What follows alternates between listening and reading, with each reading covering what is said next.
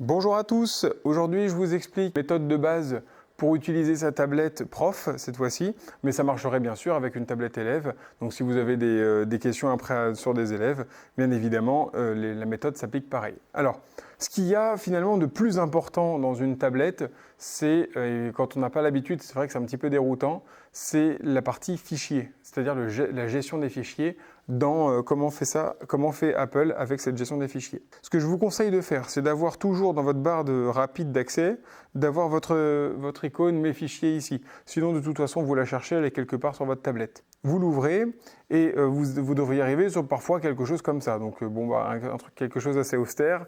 Vous arrivez en fait finalement dans un dossier qui est déjà ouvert. Vous pouvez avec les flèches de gauche remonter cette arborescence pour retomber sur les fichiers de base. Mais le problème ici, c'est que vous ne savez pas où vous êtes. Enfin si, il y a marqué je suis sur mon iPad. Mais peut-être que je ne veux pas aller sur mon iPad, je veux aller ailleurs.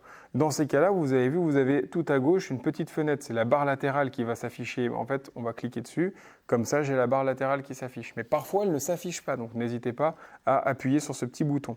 Alors si tout va bien, donc sur les tablettes prof, vous avez trois différentes façons d'accéder à vos fichiers, soit par iCloud, soit votre iPad directement dans votre mémoire, soit sur le Nextcloud. Je ferai une prochaine vidéo sur le Nextcloud, parce que c'est un petit peu particulier, mais ça marche très bien aussi, c'est pas mal. Donc sur mon iPad, c'est finalement votre carte mémoire, votre disque dur finalement de votre tablette, et donc il faudra s'assurer d'être dedans à chaque fois. Quand vous voulez créer un dossier, il suffira d'appuyer sur le bouton bleu ici. Et donc en appuyant sur ce bouton bleu, vous avez un dossier qui s'ouvre et il vous propose de mettre du coup là, un titre. Ce titre, si vous ne voulez pas le mettre maintenant, vous ne le mettez pas maintenant.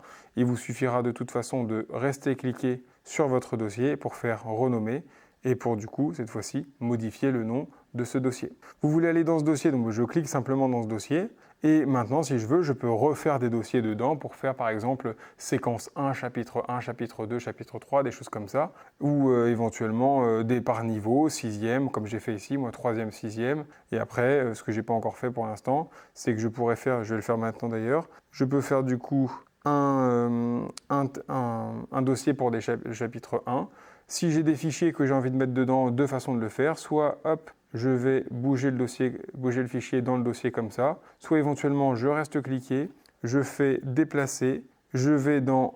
Alors là, j'y suis déjà, mais je fais comme si j'y étais pas. Sur mon iPad et je vais le chercher. Sur mon iPad, 6e, chapitre 1, déplacer, en haut à droite. Je recommence, je clique ici, je fais déplacer, je suis déjà dessus, mais bon, tant pis, sur mon iPad, ce qui reconnaît en fait récemment ce que vous avez utilisé comme dossier, c'est pour ça que c'est quand même pratique l'iPad pour ça. 6e, chapitre 1, déplacer. Et voilà, du coup comme ça, j'ai tout mon chapitre 1 ici.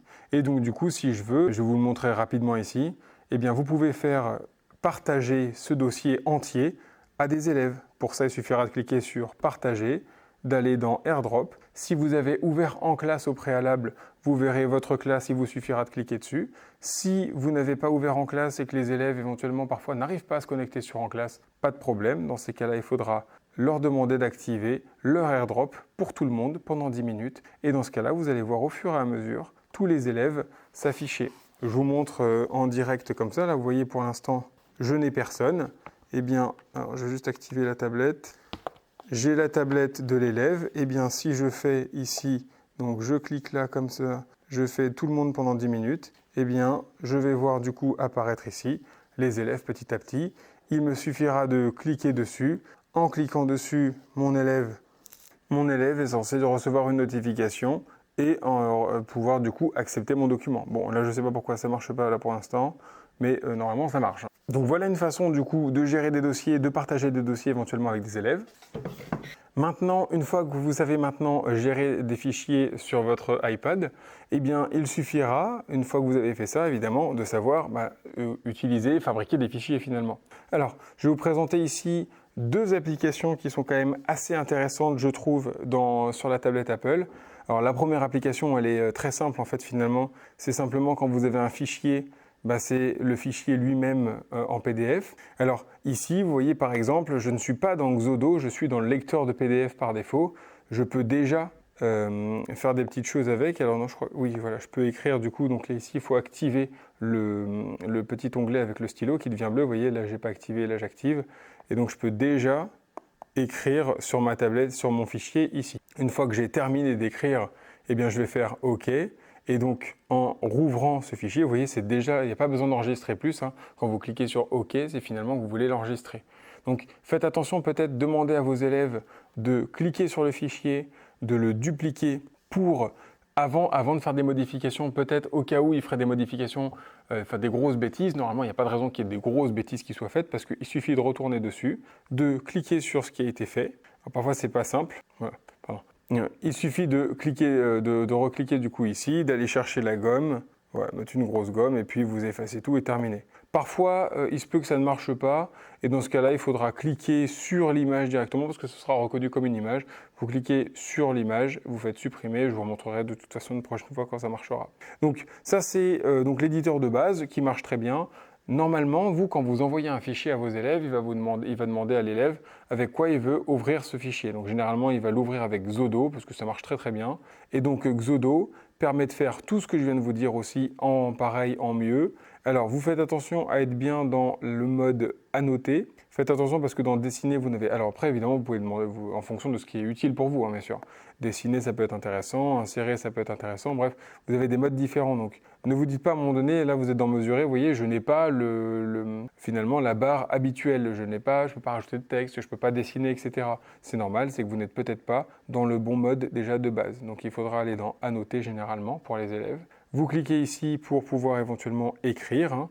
Là, vous écrivez directement dedans. Si peut-être l'écriture des élèves n'est pas très agréable à lire ou que même ils n'ont pas de stylet, eh bien dans ce cas-là, je vous conseille de leur faire demander à leur faire à ce qu'ils mettent plutôt le T.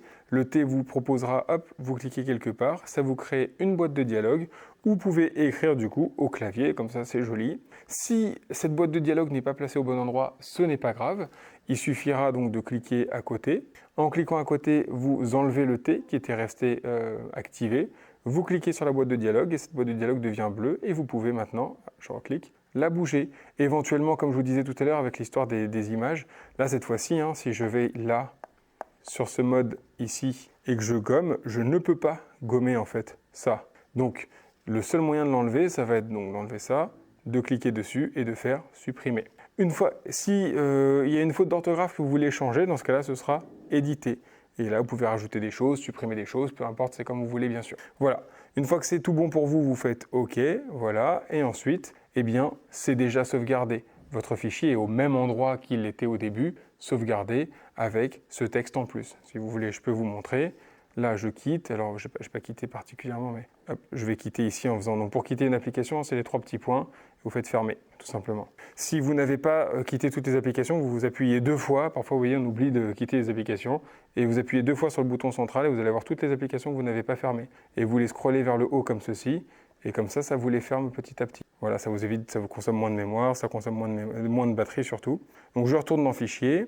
Je retourne dans mon activité 2, vous voyez, donc tout est sauvegardé déjà. Je n'ai pas besoin de chercher à sauvegarder particulièrement.